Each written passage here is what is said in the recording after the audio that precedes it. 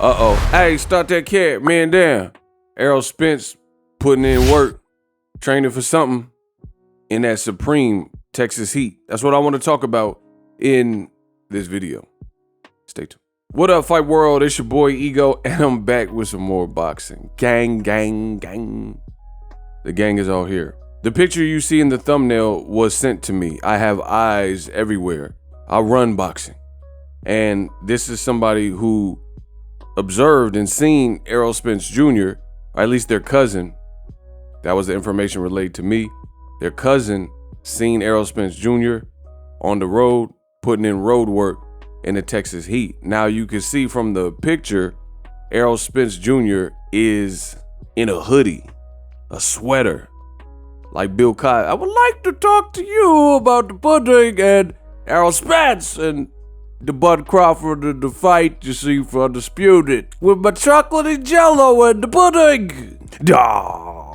Make sure y'all smash that like button. Whatever that accident did something serious to the boy Errol Spence Jr.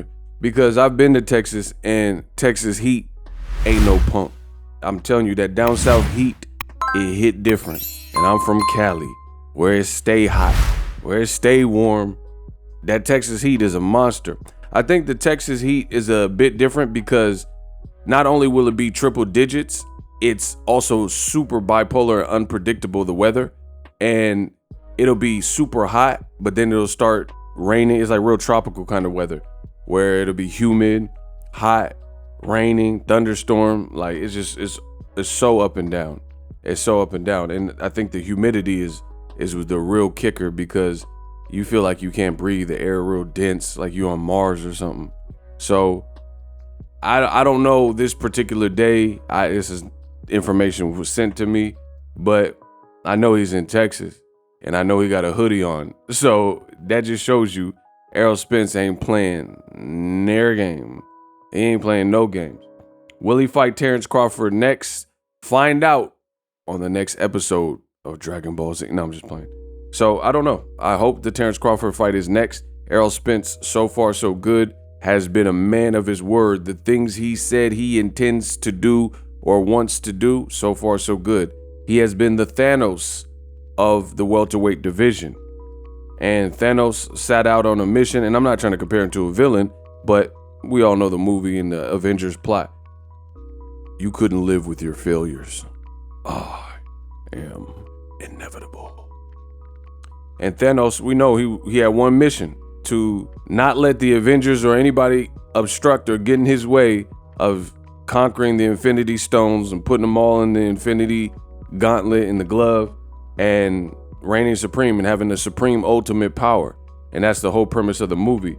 So Errol Spence in the welterweight picture, he is one of many recent people who are on that trek for Undisputed. And he one by one, he took the Soul Stone and he took this stone. And now he has one left, and that's the WBO stone, aka WBO belt. And that's been held by Terrence Crawford since he arrived in the welterweight picture. Now, I think this is an amazing fight for boxing. I really want to see it. And like, I'm not really too much worried about Eddie Hearn and some of the haters saying like, oh, Canelo Golovkin 3 is way bigger and all that. Let the fans decide that. You know, at the end of the day, why do we need a promoter with blue eyes from the UK to tell us that and what is the bigger fight? We're the fans, we're the consumer. We control that ship. We steer the ship. Because without us, if there was like a mutiny in boxing, don't nobody eat. You know, I couldn't do what I'm doing, what I love to do, and cover the sport of boxing on YouTube if you guys didn't support it. So for that, I thank you. Now, speaking of support, in the last 30 days, I looked at my YouTube analytics and it showed me something. It showed me that 50% of the people that watch my content for the last month subscribed. So thank you very much. The other 50%, you did not. I don't know why, but we can change it now. When you guys hit the subscribe button, hit the like button, and then leave me a comment. SLC, subscribe, like, comment. It's that simple. When you show those signs of engagement, it allows me, a one-man band, the one-man army of boxing, to continue to grow my empire, my brand, But furthermore, for you, you'll be well informed in the sport of boxing. I think that's a fair trade. So if you guys could come in, subscribe, shows those signs of engagement, and it goes a long way so I can grow the channel organically. Thank you. Errol Spence, Terrence Crawford really is truly a 50-50 fight. You can make an argument for both. However, that being said, some of the arguments I'm seeing, I'm not really understanding and realizing. Like, I think I keep saying the same thing because we haven't got the fight, and this is the way I feel. But I think people keep characterizing Terrence Crawford wrong. They're like, people are saying he's the master class boxer, and I'm not saying he's not a great boxer, but stylistically, Terrence Crawford is kind of an eye for an eye, hell of a competitor, more so than he is Money Mayweather or Pernell Whitaker or this cerebral fighter. Like, from what I've seen, I don't know what type of boxing you watch. I don't know how you at home interpret boxing, but when I watch the sweet science, pugilism at its finest, fisticuffs, I tend to watch for real and look at what I'm seeing. And I just think Crawford's a damn great fighter, but his game is not to necessarily outbox you. I'm not saying he's not boxing in spots, but he tries to come get you, and he's very comfortable in his style, very athletic, very agile, very cat-like. You make a mistake, he could clip you, stuff like that. But I think that's being confused with this, melodic guy and fleet-footed guy who's swiftly moving about in the ring. I'm just saying, what fight have you seen that? What fight have you seen? From what I've seen, Crawford likes to engage and oblige you, like Tombstone. I'll be a Huckleberry, and he's down for the get down. That's what I've seen. Like, you hear it. You hear it in his voice and his statements. He's about what he says. He said, focus on your fight before you don't make it to your fight. That's the energy I get from Crawford. Not this, like, swift ballerina, orchestra style of fight, like where he's just pot shotting and then moving. Like, that's not what I see. So it gets interesting with Errol Spence, because so far many have tried and many have failed.